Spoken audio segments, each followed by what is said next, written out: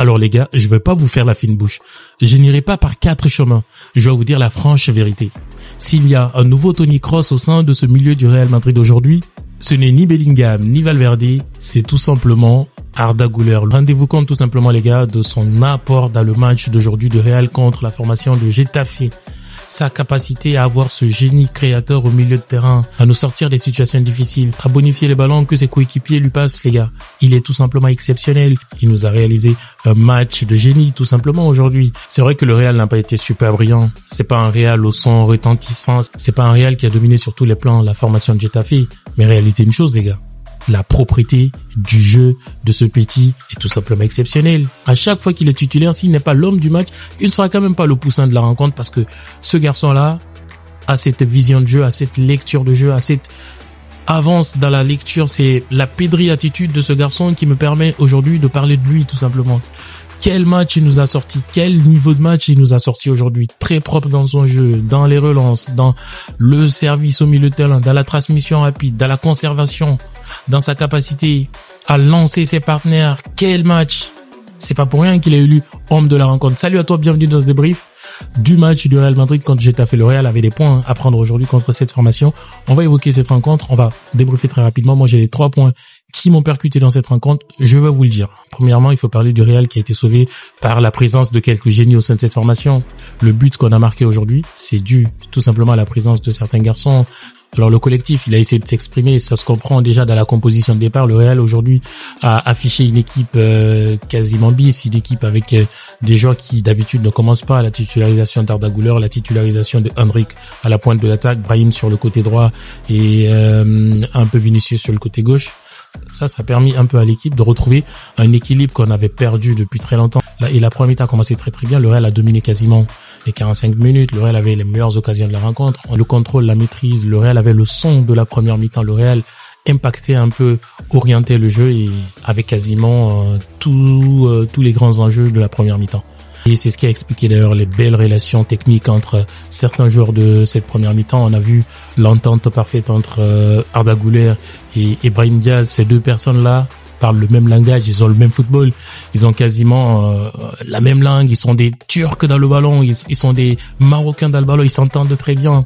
Ils ont fait une très belle première mi-temps. Je pense que ces deux hommes qui se sont distingués, qui sont sortis du lot dans la première mi-temps de cette rencontre. On n'oublie pas la belle performance de Vinicius également. On n'oublie pas également les très bons appels le ballon d'Endrick, la mobilité de ce garçon, les gars. Sa capacité à toujours avoir de la proposition, à ne pas se cacher. Ça, c'est un point justement qui a permis au Real d'avoir une certaine présence offensive dans la première mi-temps. Après cette première mi-temps, l'équipe est revenue en deuxième mi-temps avec un autre visage parce que Carlo, justement, ça va être le deuxième point, a décidé de faire des choix.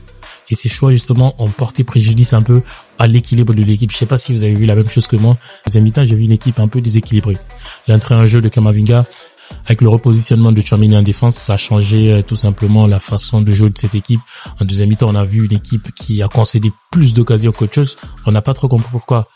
Il a sorti à la barre, on n'a pas trop compris, on s'est demandé pourquoi, même les commentateurs de la rencontre se sont posé la question, on n'a pas trop capté, mais bon, c'est Carlo, il connaît ce qu'il a à faire, il connaît ce qu'il fait, et puis voilà, on s'en tient à ce qu'il a fait, mais c'est un remplacement justement qui a un peu permis à Getafe de s'exprimer dans la rencontre.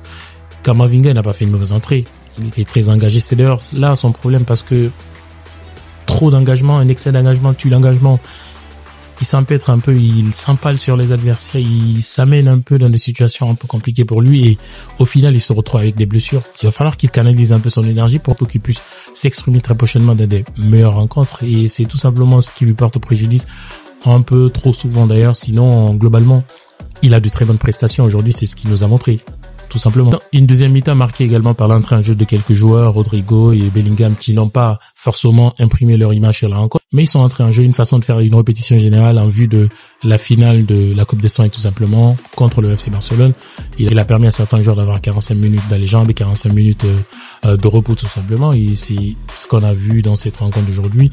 Attendons de voir ce que ça va donner pour cette finale. Peut-être que ça va permettre à l'équipe de reprendre un second souffle et de pouvoir mieux aborder cette rencontre contre l'équipe du FC Barcelone. Peut-être d'ailleurs qu'on va retrouver Mbappé qui sera de retour dans cette rencontre. Et dans les autres points de ce match, J'ai envie de parler du très bon match de Vasquez. Aujourd'hui, je l'ai senti très déterminé. Je l'ai senti très engagé.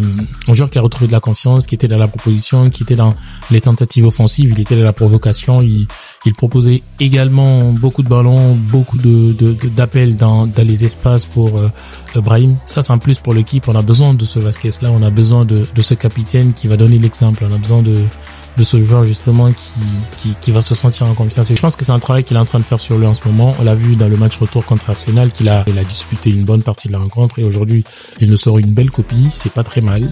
On a vu également le très bon match de Fran Garcia sur son côté, il a été hyper baroudeur, très présent dans les appels, dans les allers-retours, dans la navette entre la défense et l'attaque. Il a fait une très très bonne présence. Asensio incontestable, top performance de sa part. Valverde également travailleur de l'ombre dans le silence. Mais ce qu'il faut retenir de ce match, les gars, c'est que on ne peut pas forcément avoir des leçons à retenir, des enseignements aujourd'hui de cette rencontre. C'était tout simplement une répétition générale pour l'équipe, pour leur permettre de préparer mieux la finale, parce que c'est cette finale qui va être déterminante contre le FC Barcelone. Le Real cette saison va avoir du mal à remporter beaucoup de trophées. On connaît déjà que la Liga qui va être difficile à jouer. On est recollé au niveau du tableau d'affichage, on est à 4 points du Barça. Mais la coupe, ça serait mieux de la remporter tout simplement parce que ça va permettre à cette équipe de retrouver une certaine confiance qu'elle commence à perdre depuis un certain moment. Et voilà. Et ce qu'il faut noter également de ce match, c'est que Carlo et tout son staff, ils se sont loupés sur un certain nombre de choses sur cette saison. Je pense que ils auraient mieux utilisé ces garçons-là, les Endrick, les Brahim et les Arda. Ils auraient pu être beaucoup plus intéressants, beaucoup plus importants pour l'équipe parce que il faut leur permettre justement de répéter les gammes, d'être plus présents dans des matchs, de répéter les courses, d'avoir des jambes plus fortes, d'avoir une condition physique plus améliorée. Et cela ne peut pas arriver s'ils sont tout le temps remplaçants.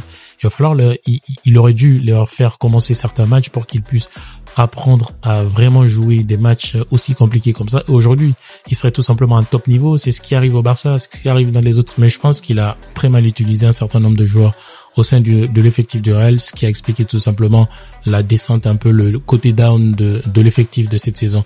Merci à toi, c'était ma petite analyse. Si t'as aimé cette vidéo, like et abonne-toi, ciao.